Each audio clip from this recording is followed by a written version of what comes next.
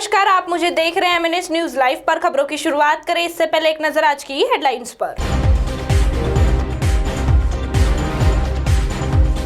जो ऑक्सीजन रोकेंगे उसे फांसी देंगे, सैनिटाइजर पीने से 6 की मौत, 150 में ही खरीदेंगे वैक्सीन। आइए अब खबरें देखते हैं विस्तार से। जो ऑक्सीजन रोकेंगे उसे फांसी देंगे। कोरोना मरीजों के लिए ऑक्सीजन की किल्लत पर दिल्ली हाई कोर्ट कितना नाराज है, इसका अंदाजा उसके एक कमेंट से लग सकता है।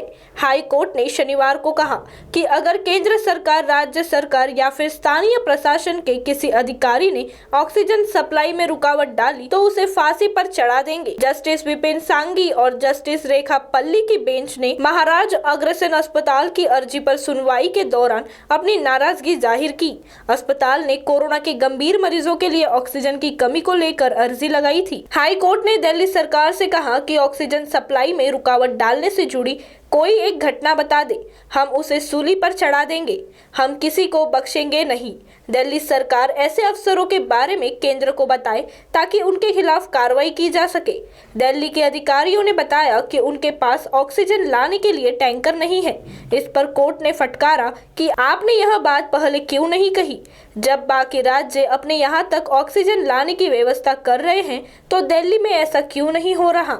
हाई कोर्ट ने यह भी कहा कि आईआईटी दिल्ली के मुताबिक मई के मध्य में कोरोना का पीक आएगा। यह सुनामी है। कोर्ट ने पूछा कि हम क्या तैयारियां कर रहे हैं, मई मध्य की स्थिति से निपटने के लिए हमने अब तक क्या किया है। तो वही दूसरी ओर सैनिटाइजर पीने से 6 की मौत। 23 अप्रैल की शाम 2 लोगों की सैनिटाइजर पीने से मौत हो गई। इसके बाद रात में ही सैनिटाइजर पीने से और 4 लोगों की मौत हो गई। मृतकों में वनी के तेलीफेल के दत्ता लांजेवार, राहुल उर्फ नूतन पारतटकर निवासी वानी ग्रामीण अस्पताल के पास संतोष मेहर निवासी एकता नगर और भारत रुईकर शामिल है। सुनील डेंगले और गणेश शेलार की शुक्रवार की शाम को मौत हो गई थी। कुछ ही समय बाद दत्ता लांजेवार की मृत्यु हो गई।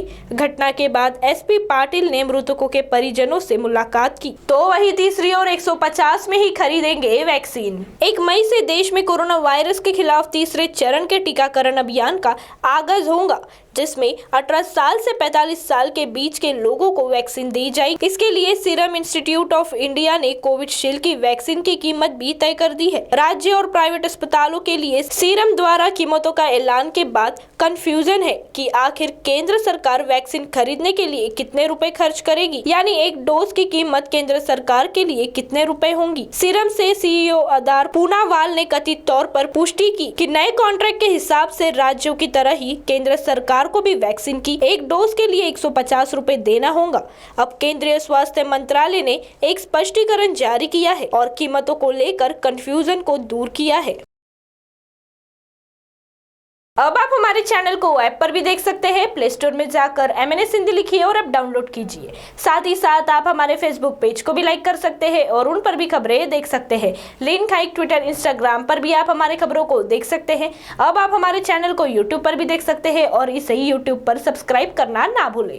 फिलहाल वक्त हो चला है एक ब्रेक का। ब्रेक से लौटने के बाद देश और दुनिया की तमाम खबरें देखने के लिए जुड़े रहिए हमारे साथ एमएनएस न्यूज लाइव पर। नमस्कार।